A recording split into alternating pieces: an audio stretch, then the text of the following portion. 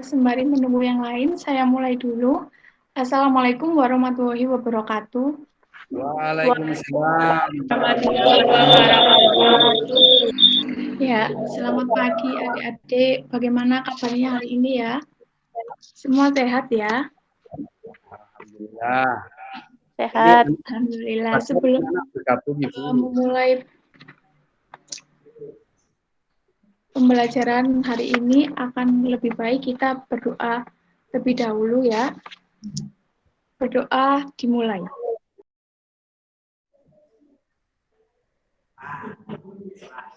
Sudah selesai.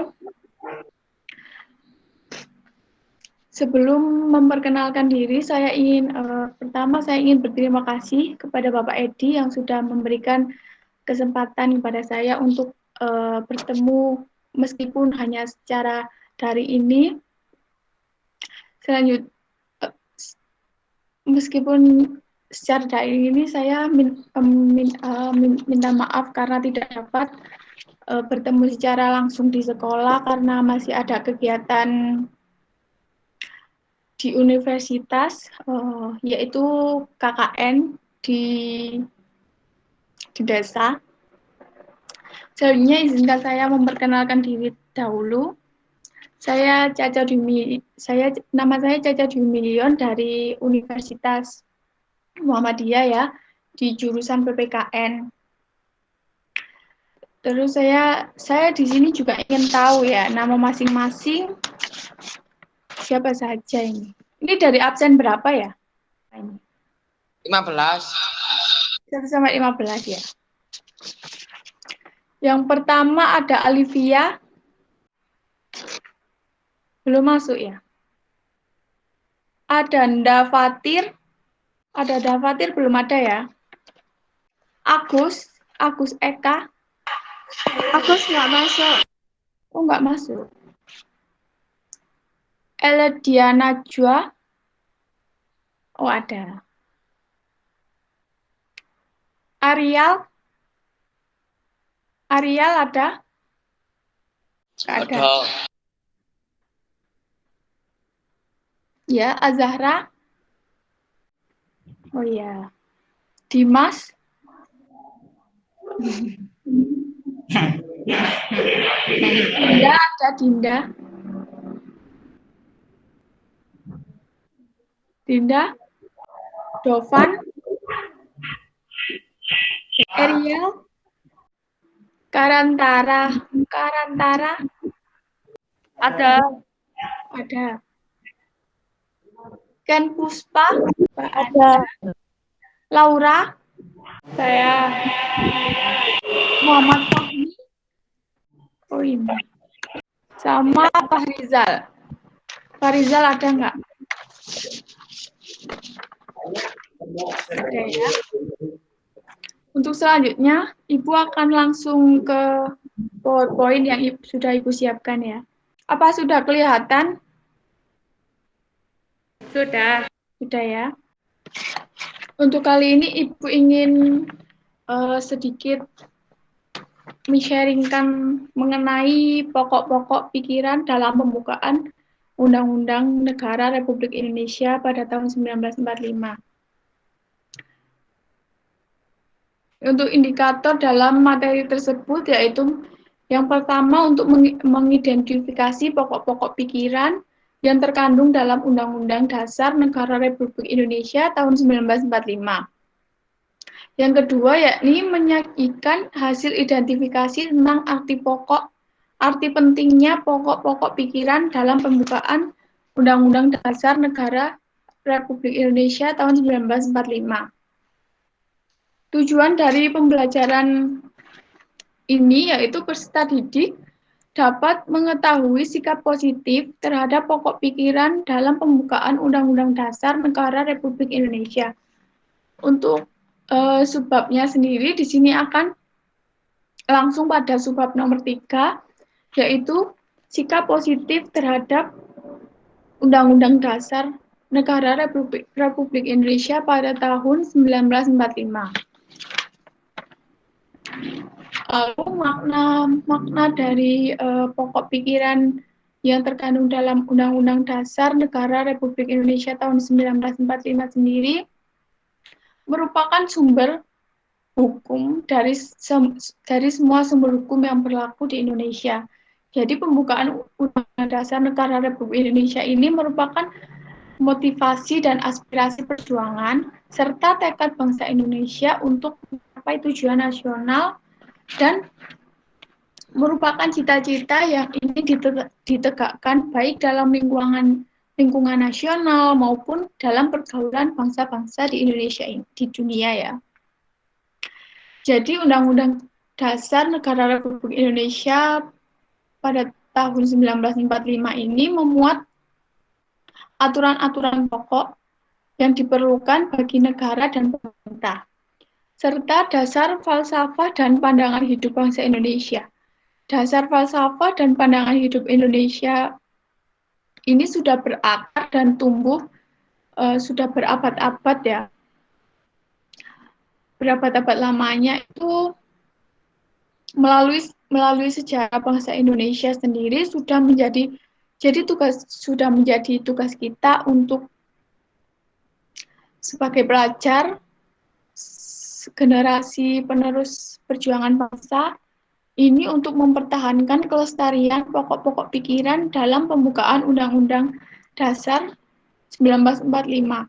Demikian dengan pokok-pokok pikiran tersebut, pokok-pokok pikiran dalam pembukaan Undang-Undang Dasar 1945 tersebut tidak sekedar hanya menjadi rangkaian kata-kata luhur saja, tanpa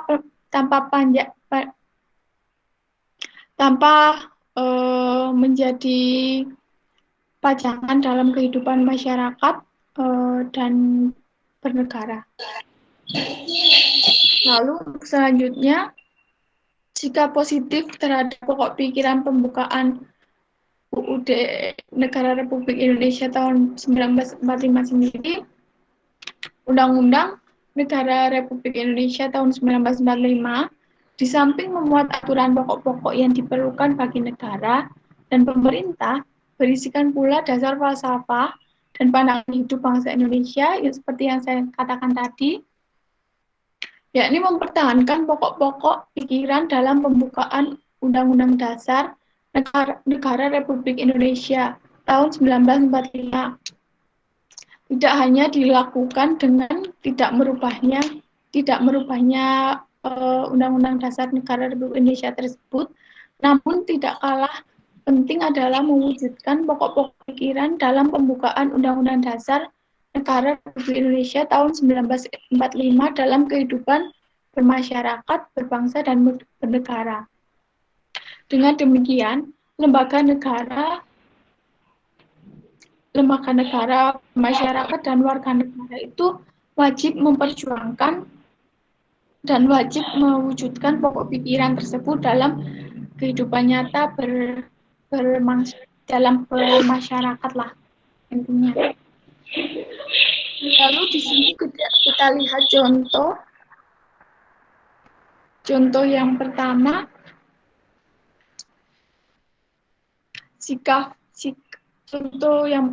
contoh pokok apa? Sikap positif yang pertama yaitu pokok pikiran persatuan. Di sini pokok pikiran persatuan yang harus ditampilkan itu misalnya pada keluarga itu seperti anggota keluarga hidup damai, tidak gondok-gondokan atau marah-marahan, terus saling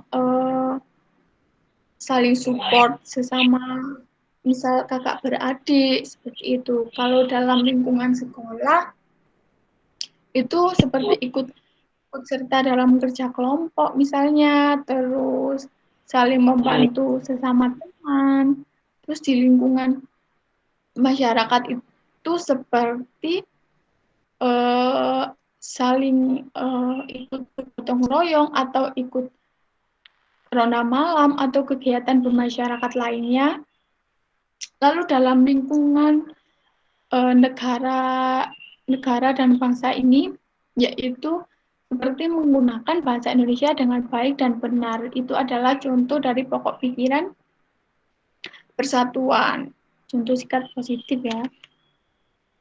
Yang kedua yaitu contoh dari sikap positif keadilan sosial.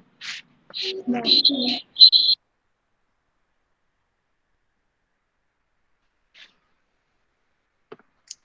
contoh dari sikap positif yang kedua ini, keadilan sosial ini merupakan satu lingkup yang harus ditampilkan dalam bersosialisasi di kehidupan sehari-hari. Yaitu kalau misalnya di lingkup keluarga seperti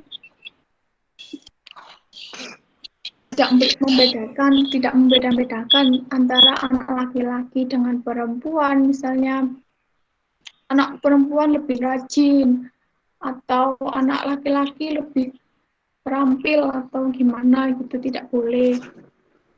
Terus untuk di lingkungan sekolah, sikap positif yang dapat diambil yaitu tidak membedakan siswa yang pintar ataupun yang kurang pintar. Misalnya guru lebih condong untuk bersosialisasi atau bercengkerama dengan siswa yang lebih pintar, atau teman suka memilih-milih teman yang lebih pintar atau yang lainnya pun. Untuk di lingkungan masyarakat sendiri tidak membeda-bedakan dengan si kaya atau si yang kurang mampu, yang lebih kurang bersosialisasinya itu tidak hanya untuk orang kaya saja, tapi juga harus sharing lah intinya. Kemudian untuk sikap positif pikiran kedaulatan rakyat di sini, saya mengambil contoh untuk lingkup kedaulatan rakyat sendiri. Saya ambil contoh untuk dalam lingkungan keluarga, sikap positif yang harus diambil yaitu orang tua tidak boleh berlaku otoriter dalam memutuskan suatu perkara. Jadi dalam suatu lingkup keluarga itu harus ada yang namanya musyawarah. Misalnya mau liburan, orang tua minta ke anak pertama minta ke misalnya ke Jatim Park gitu, langsung orang tua langsung menyetujui meskipun anak kedua dan ketiga ini tidak setuju. Jadi orang tua harus menerima semua pendapat dari ketiga anak tersebut. Jadi hasil yang diperoleh itu langsung membuat anak itu tidak terbebani. Orang tua juga enak ngomongnya, juga tidak gondok-gondokan seperti yang saya katakan tadi. Untuk yang contoh dari sikap positif kedaulatan rakyat di sekolah, yaitu kita bisa ikut serta dalam pemilihan ketua kelas misalnya, atau yang lebih proper itu pemilihan ketua OSIS. Jadi untuk pemilihan tersebut kan tidak hanya satu dua orang yang memilih, tapi seluruh anak, misalnya dalam satu kelas ada 30 anak. Ya 30 anak itu yang memilih untuk pemilihan misalnya ketua kelas. Jadi hasil yang diperoleh itu tidak membuat siswa itu kecewa atau misalnya tidak berlaku adil seperti itu ya.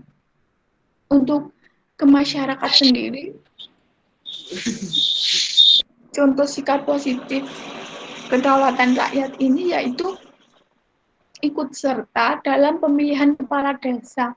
Karena kepala desa itu dipilih langsung oleh seluruh masyarakat di desa, jadi seluruh masyarakat harus andil dalam pemilihan tersebut. Hasilnya akan lebih diterima oleh masyarakat. Lalu untuk selanjutnya, contoh sikap positif pokok pikiran kedaulatan rakyat dalam berbangsa dan bernegara yaitu ikut serta dalam memilih kepemimpinan nasional seperti pemilu itu, melalui pemilihan hak eksekutif dan juga kepemilihan anggota legislatif. Lalu untuk contoh sikap positif yang terakhir, di sini sikap positif pokok pikiran ketuhanan menurut dasar kemanusiaan. Untuk contoh dari sikap positif tersebut yang saya ambil dari keluarga yaitu adanya sholat berjamaah di antara anggota keluarga. Jadi misal dengan agama masing-masing ya. Untuk di sekolah saya mengambil contoh biasanya merayakan hari besar agamanya, misalnya seperti Isra Mi'raj, terus Maulid Nabi atau Nuzulul Quran, seperti itu biasanya dilakukan di sekolah masing-masing ya. Lalu untuk contoh sikap positif pokok pikiran dari masyarakat tersebut biasanya merayakan hari raya bersama ataupun saling menghormati. Misalnya dalam satu kampung itu tidak semua warga memiliki agama yang sama ya. Jadi misalnya ada agama Islam, Kristen ataupun yang lainnya. Jadi sesama masyarakat ini harus saling menghormati sesama, misalnya tidak menjelek-jelekan agama ini, tidak mengeji agama ini, jadi harus saling menghormati dan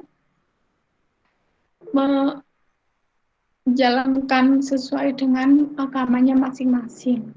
Untuk negara dan bangsa sendiri, contoh sikap positif pokok pikiran tersebut yaitu bahwa setiap warga atau setiap manusia ini memiliki kedudukan yang sama di depan Tuhan. Jadi manusia itu di depan hukum